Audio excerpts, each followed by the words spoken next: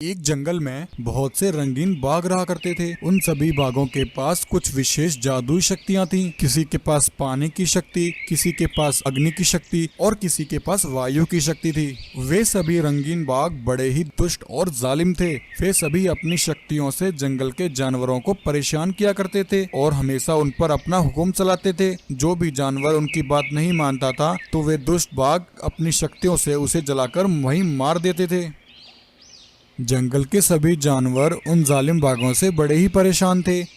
एक दिन उस जंगल के सभी जानवर मिलकर पास वाले जंगल में आते हैं और वहां आकर वह उस जंगल के राजा शेर से कहते हैं, महाराज महाराज हमारी रक्षा कीजिए, हम सभी मुसीबत में हैं। अरे भाइयों क्या हुआ, तुम सब इतने परेशान क्यों हो? बताओ मुझे तुम्हें क्या परेशानी है। तब सभी जानवर सफेद शेर को सारी बात बताते हैं। महाराज हमारे जंगल में कुछ रंगीन बाघ रहते हैं, उन सभी के पास कुछ विशेष शक्तियां हैं महाराज। वे सभी बाघ उन शक्तियों से हम जानवरों को परेशान करते हैं और यदि कोई जानवर उनकी बात नहीं मानता तो वह उसे उन शक्तियों से मार डालते हैं महाराज। उन जानवरों की बात सुनकर सफेद शेर हैरान हो जाता है और उसे कुछ याद आने लगता है। क्या वह सभी रंगीन बाघ तुम्हारे जंगल में हैं? वे सभी दुष्ट बाघ तो मेरे पिता के कातिल हैं। मैं तो कब से उन दुष्ट बाघों से अपने पिता का बदला लेने का इंतजार कर रहा हूँ। उन हत्यारे बाघों के पास जो शक्तियाँ हैं वह सभी मेरे पिता की हैं। रुको, मैं तुम्हें पूरी बात बताता हूँ। यह उस समय की बात है जब मैं बहुत छोटा था। तब मेरे पिताजी उस जंगल के राजा हुआ करते थे। मेरे पिताजी की एक सेना थी जिसमें सभी शेरों के पास कुछ जादुई शक्तियाँ थी।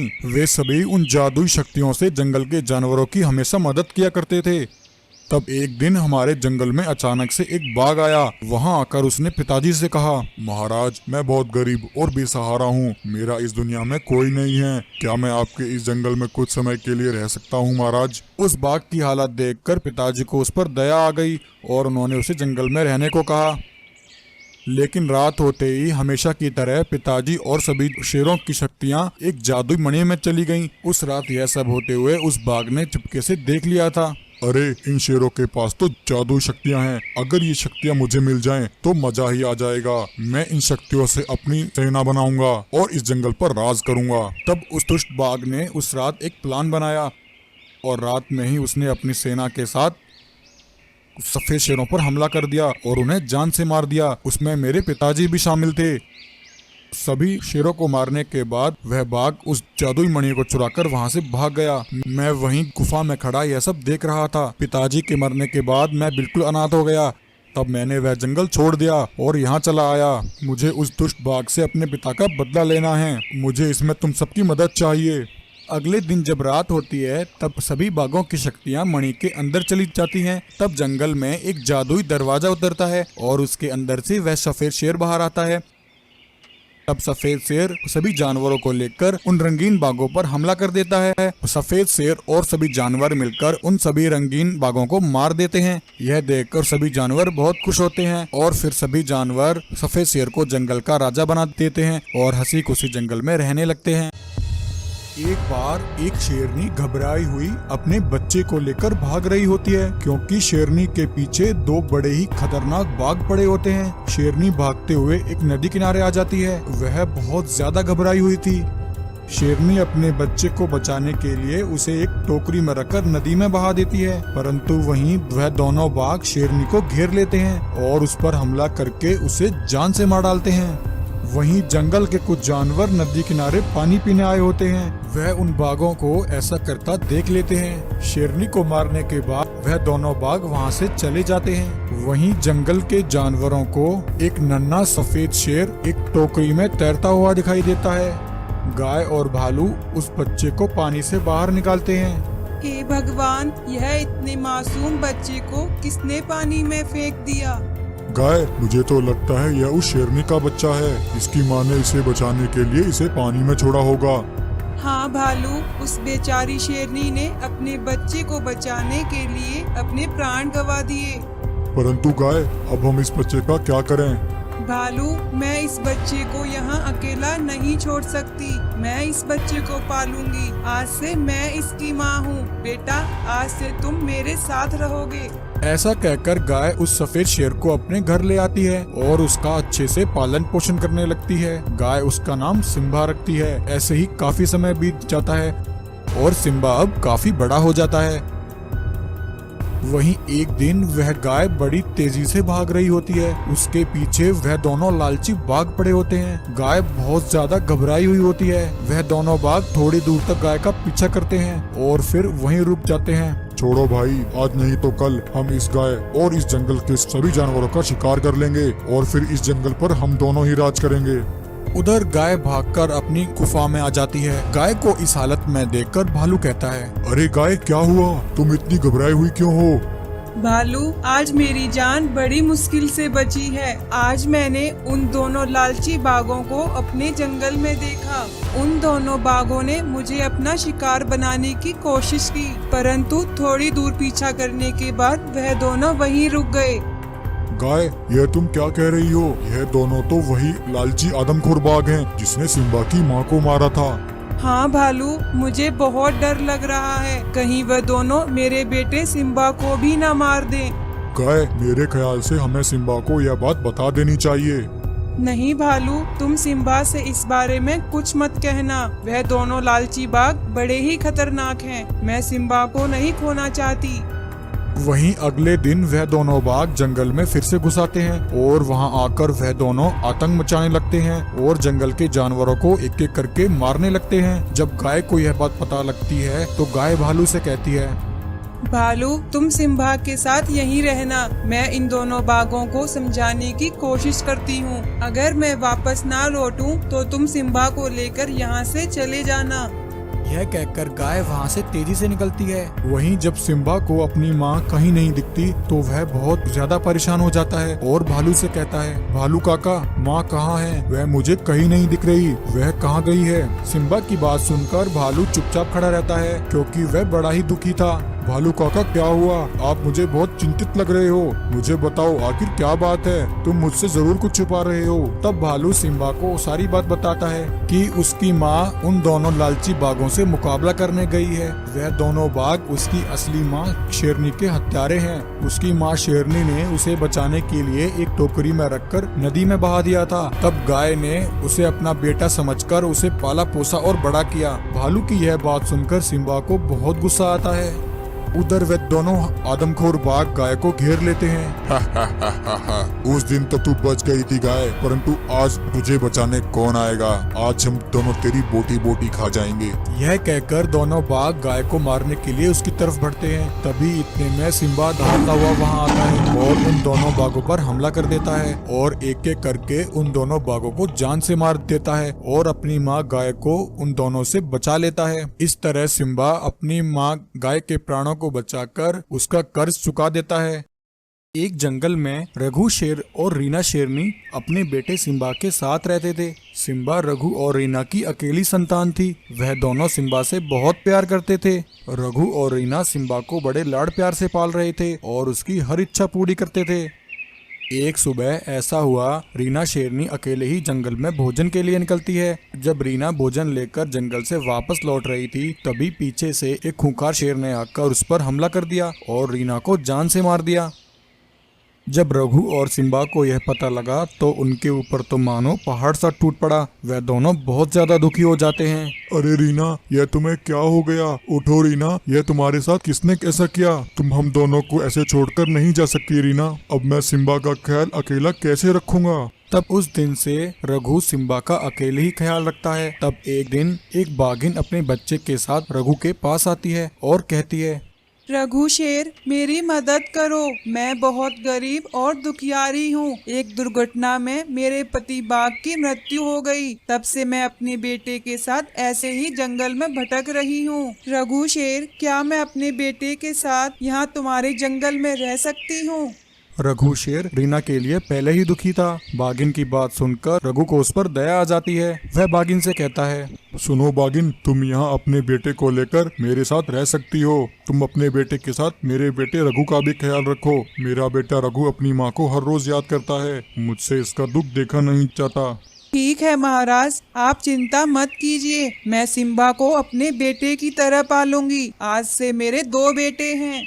तब बाघिन रघु शेर के साथ रहकर अपने बेटे और सिम्बा दोनों का अच्छे से पालन पोषण करती है। एक दिन रघु सिम्बा और अपने भाई बंटी के साथ जंगल में भोजन के लिए निकलता है। तभी रास्ते में उनके सामने एक खूंखार गोल्डन शेर आ जाता है। वह बोलता है, सुनो रघु शेर, तुम अपने बच्चे को इसी समय मेरे हवाले कर दो, वरना मैं तुम सबको मार दूंगा। बंटी भाई, तुम सिम्बा को लेकर जल्दी से गुफा पर पहुंचो, वरना ये दुष्ट शेर सिम्बा को कोई नुकसान पहुंचा देगा। तब बंटी सिम्बा को लेकर गुफा की ओर चल देता है। बंटी मन ही मन बहुत खुश होता है। अरे वाह, यह तो अच्छा मौका है इस सिम्बा को खत्म करने का। वह गोल्डन शेर तो रघु को जिंदा नहीं छोड़ेगा। उसके मरने के बाद मैं इस जंगल का राजा बनूंगा। कुछ दूर चलकर बंटी सिम्बा को रोककर कहता है, सुनो सिम्बा, आज मैं तुम्हें तुम्हारी ही माँ की तरह जान से मार दूंगा और उसके बाद मैं इस जंगल का राजा बनूंगा। हा हा हा हा। सिम्बा, अब तुम मरने के लिए तैयार हो जाओ। तब बंटी सिम्बा पर हमला करने ही वाला था। तभी रघु और वह गोल्डन शेर दोनों वहां पहुंचते हैं। उन्हें वहां देखकर बंटी दंग रह जाता है। गोल्डन शेर, तुमने बिल्कुल सही कहा था। यह मेरा भाई नहीं, गद्दार है। इसने सिर्फ राजा बनने के लिए मेरी मासूम पत्नी की हत्या कर दी। दरअसल यह सब तो गोल्डन शेर का बंटी को फंसाने का एक प्लान था। जब बंटी सिम्बा को लेकर गुफा की तरफ निकला, तब गोल्डन शेर ने रघु को सारी बात बताई कि उसका भाई बंटी उसकी पत्नी का हत्यारा है। अरे गोल्डन शेर, यह तुम क्या कह रहे हो? यह सब बंटी ने किया है। हाँ रघु, बंटी ही तुम्हारी पत्नी का हत्यारा है। उसने यह सब जंगल का राजा बनने के लिए किया है। अगर तुम्हें मेरी बात पर यकीन नहीं होता तो तुम चलो मेरे साथ। और ऐसे गोल्डन शेर ने बंटी का राज रघु के सामने फाश कर दिया। अरे बंटी, यह तूने बिल्कुल अच्छा नहीं किया। अब तुझे जीवित रहने का कोई हक नहीं। तब रघु बंटी शेर पर हमला करके उसे वहीं जान से मार देता है और फिर वह सभी हंसी खुशी फिर से एक साथ जंगल में रहने लगते हैं। एक जंगल में बंटी नाम का एक शेर अपने दोस्त बाज के साथ रहता था। बंटी शेर और बाज में बहुत अच्छी दोस्ती थी। दोनों मिलकर उस जंगल पर राज करते थे और बाकी सभी जानवरों पर अपना हुक्म चलाते थे। एक दिन बंटी और बाज दोनों शिकार करने के लिए निकलते हैं। थोड़ी दूर चलकर बंटी एक जगह रुककर अपने दोस्त बाज से कहता है, बाज भाई, हम दोनों की दोस्ती इस जंगल में सबके लिए मिसाल है। इस जंगल में हमारा सामना कोई नहीं कर सकता। हम जब चाहे अपने मनपसंद जानवर का शिकार कर सकते हैं। हाँ बंटी दोस्त, हम दोनों बचपन से साथ हैं और हमेशा ऐसे ही एक साथ रहेंगे। चलो अब चलकर शिकार करते हैं। नहीं बाज दोस्त, आज मेरी तबीयत कुछ ठीक नहीं है। आज तुम अकेले ही शिकार पर जाओ। बंटी दोस्त, क्या हुआ? तुम्हारी तबीयत अचानक कैसे खराब हो गई? कोई बात नहीं बंटी, तुम यहीं रुककर आराम करो। तब तक मैं तुम्हारे लिए खाना लेकर आता हूँ। यह कहकर बाज जंगल में शिकार तलाश करने लगता है। कुछ देर बाद उसे एक खरगोश दिखाई देता है। अरे वाह, आज मैं अपने दोस्त के लिए यह खरगोश लेकर जाऊंगा। यह सोचकर बाज उस खरगोश का शिकार करके उसे अपने दोस्त बंटी के पास ले जाता है। बंटी दोस्त, यह देखो, आज मैं तुम्हारे लिए स्वादिष्ट खाना लेकर आया हूँ। बहुत बहुत शुक्रिया बाज, मुझे बहुत भूख लग रही थी। इतना कहकर बंटी शेर फटाक से उस खरगोश को खा जाता है, परंतु वहीं बाज यह सब देखता ही रह जाता है। बाज दोस्त, दरअसल मुझे अभी थोड़ी और भूख लग रही है। क्या तुम मेरे लिए एक और खरगोश ला सकते हो? हाँ दोस्त, क्यों नहीं, मैं अभी तुम्हारे लिए एक और खरगोश लेकर आता हूँ। वह बाज दूसरे खरगोश का शिकार बंटी शेर के लिए लाता है। बंटी शेर उसे भी खा जाता है और बाज अभी भी भूखा रह जाता है। बंटी शेर बाज के बारे में सोचता ही नहीं। बंटी दोस्त, क्या तुम्हारा पेट भर गया या अभी और लेकर आना है? बाज दोस्त, तुम तो जानते हो मेरा पेट बहुत बड़ा है। यह छोटे मोटे खरगोश खाकर मेरा पेट कहाँ भरेगा। लेकिन कोई बात नहीं, आज के लिए इतना काफी है। अब तुम भी जाकर कुछ खा लो। तब बाज वहाँ से अपने लिए शिकार ढूंढने निकलता है। तब बंटी पीछे से मुस्कुराते हुए कहता है, हा हा हा हा हा, कितना बेवकूफ है यह बाज। मैंने तो यूं ही तबीयत खराब होने का नाटक किया था, लेकिन वह दौड़कर जाकर मेरे लिए खरगोश लेकर आया। अब मैं हर रोज कोई न कोई बहाना बनाकर इसी तरह इस बाज से ऐसे ही अपने लिए शिकार लाने को कहूँगा और फिर मैं हर रोज स्वादिष्ट भोजन खाऊंगा। उधर बाज को बहुत देर ढूंढने के बाद भी कोई शिकार नहीं मिलता। तब बाज वापस लौटकर शेर के पास आ जाता है। बंटी दोस्त, क्या तुम्हारी तबीयत अब ठीक है? नहीं बाज दोस्त, अभी भी मेरी तबीयत कुछ खास ठीक नहीं है। अभी मैं शिकार नहीं कर पाऊंगा। कोई बात नहीं दोस्त, तुम्हें शिकार करने की कोई जरूरत नहीं है। कल मैं तुम्हारे लिए शिकार लेकर आऊंगा। मेरे होते हुए तुम्हें फिक्र करने की जरूरत नहीं मेरे दोस्त। फिर अगले दिन बाज शिकार करने के लिए निकलता है। तब बंटी पीछे से कहता है, अरे वाह, इस बाज को तो बेवकूफ बनाना कितना आसान है। आज फिर यह मेरे लिए स्वादिष्ट खाना लेकर आएगा। वहीं बाज जंगल में शिकार तलाश कर रहा होता है। तभी शिकार तलाश करते हुए वह एक पेड़ पर जाकर बैठ जाता है। वह एक जादुई पेड़ होता है। बाज को देखकर जादुई पेड़ कहता है, सुनो बाज, आज मुझे तुम्हें कुछ रहस्य की बात बतानी है। तुम अपने दोस्त के लिए बहुत मेहनत कर रहे हो, परंतु वह तुम्हें धोखा दे रहा है। तुम्हारा दोस्त अपनी बीमारी का बहाना बनाकर हर रोज अपनी मनपसंद का खाना मंगवाकर तुमसे खाता है। अरे पेड़, यह तुम क्या कह रहे हो? क्या सच में बंटी ऐसा है? अब मैं क्या करूं? चिंता मत करो बाज, मैं तुम्हें कुछ जादू शक्तियाँ देता हूँ। तुम उन शक्तियों से अपने धोखेबाज दोस्त को सबक सिखाओ।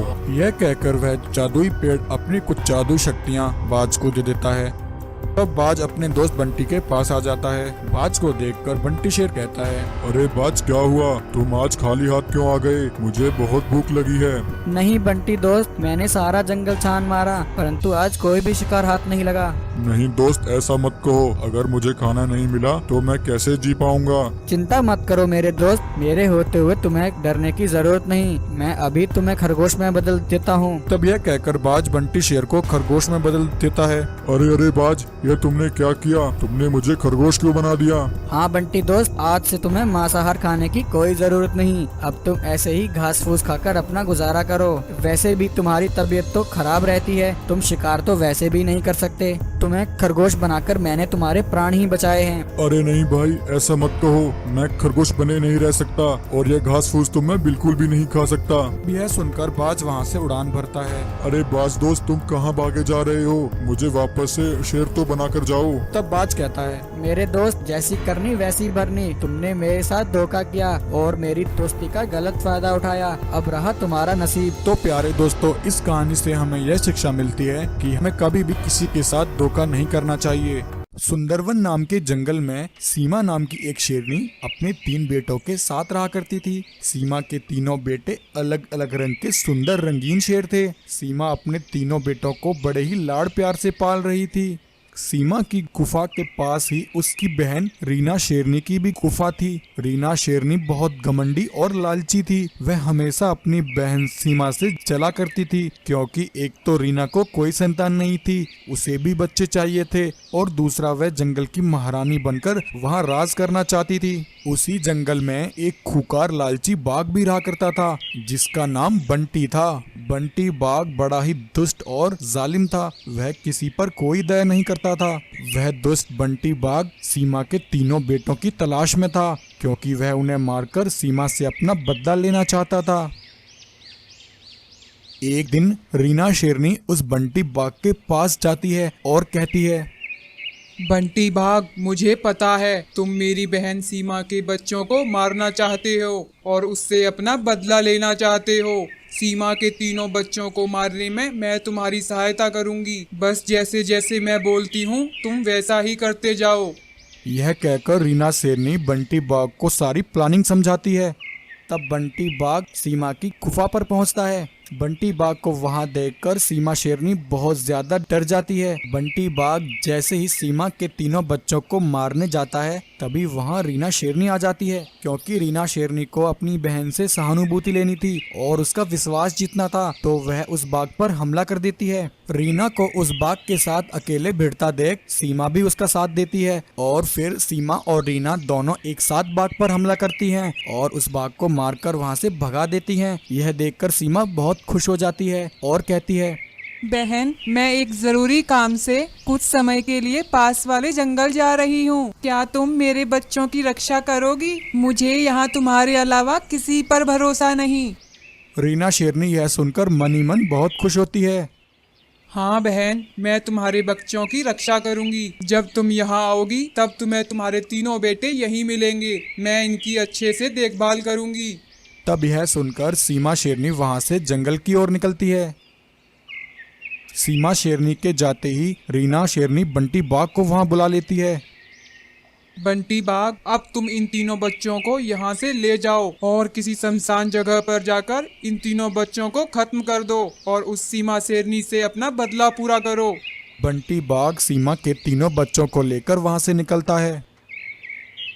वहीं जब सीमा शेरनी अपनी गुफा पर वापस पहुंचती है तो वह देखती है कि उसके बच्चे तो वहां नहीं हैं। यह देखकर वह बहुत दुखी हो जाती है। हे भगवान, यह मैंने किस पर भरोसा किया। अब मैं क्या करूं? मेरे तीनों बच्चे कहाँ चले गए? मैं उन्हें कैसे तलाश करूं? यह कहकर सीमा शेरनी बहुत हताश और निराश हो जाती है। तभी जंगल में एक जादुई दरवाजा उतरता है और उस दरवाजे में से एक सफेद शेर बाहर आता है। वह सफेद शेर सीमा शेरनी से कहता है, सुनो सीमा शेरनी, यह सब तुम्हारी बहन रीना ने किया है। उसने तुम्हारे जंगल के एक बाघ के साथ मिलकर एक मंसूबा बनाया। उसने सबसे पहले तुम्हारा विश्वास जीतने के लिए उस बाघ से तुम्हारे बच्चों की रक्षा की। तुम्हारे इस जंगल से जाते ही रीना ने उस बाघ को वहां बुलाया और तुम्हारे तीनों बच्चों को उस बाघ को सौंप दिया ताकि वह बाघ तुम्हारे तीनों बच्चों को मारकर तुमसे अपना बदला ले सके। तुम्हारी बहन ने यह सब इस जंगल की रानी बनने के लिए किया है। यह सुनकर सीमा को बहुत दुख होता है। क्या यह सब मेरी बहन रीना ने किया है? उसने ऐसा करके बिल्कुल अच्छा नहीं किया। मैं उसे जिंदा नहीं छोड़ूंगी। परंतु सफेद शेर, पहले मुझे मेरे बच्चों को उस दुष्ट बाघ से बचाना होगा। कृपया मेरी मदद करो। तब सफेद शेर अपनी कुछ शक्तियां सीमा शेरनी को देता है। सीमा, अब तुम जाकर उस दुष्ट बाघ का अंत कर दो और अपने बच्चों को बचा लो, वरना वह बाघ तुम्हारे तीनों बच्चों को मारकर खा जाएगा। उधर बंटी बाघ सीमा के तीनों बच्चों को लेकर एक सुनसान जगह पर पहुंचता है और वहां लाकर वह उन्हें मारने ही वाला था कि तभी सीमा वहां पहुंचती है और सफेद शेर की दी हुई शक्तियों से बंटी बाघ का वहीं अंत कर देती है। उसके बाद सीमा रीना की गुफा पर पहुंचती है और वहां जाकर वह रीना पर हमला कर देती है और उसे भी जान से मार देती है। इस तरह सीमा शेरनी अपने तीनों बच्चों को बंटी और रीना से बचा लेती है और फिर हंसी खुशी फिर से जंगल में अपने बच्चों के साथ रहने लगती है। एक जंगल में दो जुड़वा शेर भाई बंटी और वीरू रहा करते थे। उन दोनों में आपस में बड़ा ही प्रेम था। वह दोनों देखने में एक जैसे ही थे। दोनों एकदम दूध की तरह सफेद थे और दोनों बड़े ही बहादुर थे। जंगल में जब भी कोई मुसीबत आती तो दोनों भाई एक साथ मिलकर उस मुसीबत का सामना करते और जंगल के जानवरों की रक्षा किया करते थे। जंगल के सभी जानवर सुख शांति से बड़े मजे से रह रहे थे। ऐसे ही काफी समय बीत गया, लेकिन जंगल की वह शांति केवल कुछ ही समय के लिए थी, क्योंकि उनके जंगल में एक लालची खुखार बाघ आ चुका था। दरअसल वह बाघ पास वाले जंगल में अपने जासूस चीता के साथ रहता था। चीता बाघ को शिकार के बारे में बताता और बदले में चीते को थोड़ा हिस्सा खाने को मिलता था। ऐसे ही एक बार जासूस चीता भागता हुआ अपने मालिक बाघ के पास आता है और कहता है, मालिक, आज मैं आपके लिए बहुत अच्छी खबर लाया हूँ। मालिक, आज मैं पास वाले जंगल में गया था। उस जंगल में बहुत मोटे ताजे जानवर हैं। अगर हम उनका शिकार कर लेंगे तो कई दिनों तक हमें शिकार तलाश करने की जरूरत नहीं पड़ेगी महाराज। अरे वाह चीता, यह तो तुमने बहुत अच्छी खबर सुनाई है। मुझसे तो अब इंतजार नहीं हो रहा। परंतु मालिक, एक समस्या है। भेड़िया, बताओ ऐसी कौन सी समस्या है? दरअसल महाराज, उस जंगल के मालिक दो शेर भाई हैं। उन दोनों में बहुत ही प्रेम है और वह दोनों बहुत बहादुर हैं। पहले हमें कैसे भी करके उन दोनों भाइयों को रास्ते से हटाना होगा। चीता, यह तो तुम्हारे बाएं हाथ का खेल है। चलो चल कर देखते हैं। तब चीता और बाघ दोनों जंगल में आ जाते हैं और देखते हैं कि दोनों शेर भाइयों ने सभी जानवरों को इकट्ठा करके एक सभा आयोजित की होती है। मेरे भाइयों, मेरी बात ध्यान से सुनो। मैं कुछ समय के लिए एक जरूरी काम से पास वाले जंगल में जा रहा हूँ, इसलिए जब तक मैं वापस नहीं आऊँ तब तक मेरा भाई बंटी इस जंगल को संभालेगा। यह सुनकर चीता मन ही मन खुश होता है। अरे मालिक, अब तो हमारा काम और भी आसान हो गया। अब आप देखिए मैं कैसे इन दोनों भाइयों को बेवकूफ बनाता हूँ। तब सिम्बा जरूरी काम से पास वाले जंगल में चला जाता है। तब रास्ते में उसे चीता और बाघ मिलते हैं। महाराज, हमने आपके जंगल का बड़ा नाम सुना है, इसलिए हम यहाँ आपके जंगल में आए हैं। हम दोनों आपके जंगल के जानवरों के साथ कुछ दिन बिताना चाहते हैं महाराज, अगर आपकी इजाजत हो तो। हाँ, क्यों नहीं। मेरे जंगल में आप दोनों का स्वागत है भाइयों। आप जितना चाहो उतना समय तक यहाँ रह सकते हो। आपका बहुत बहुत शुक्रिया महाराज, जो आपने हमें यहाँ रहने की इजाजत दी।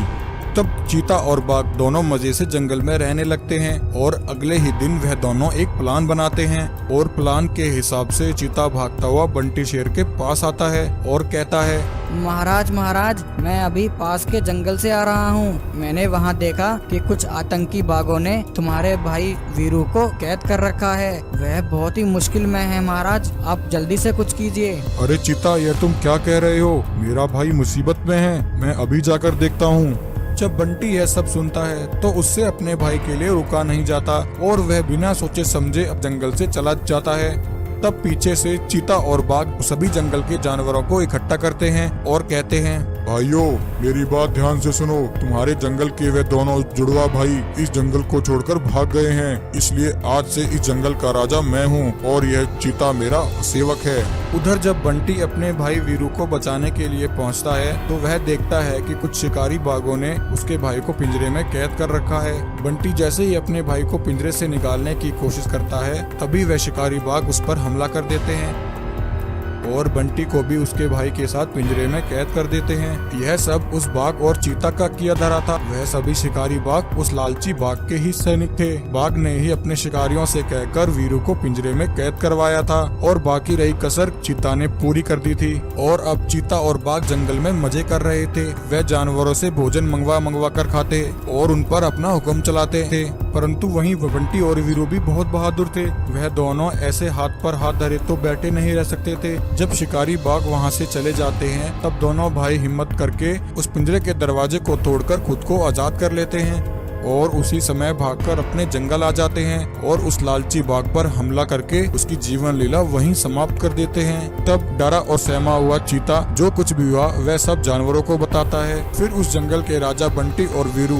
दोनों शेर भाई चीता को सजा सुनाते हैं और उसे उसी पिंजरे में कैद कर देते हैं और खुशी खुशी फिर से अपने जंगल में रहने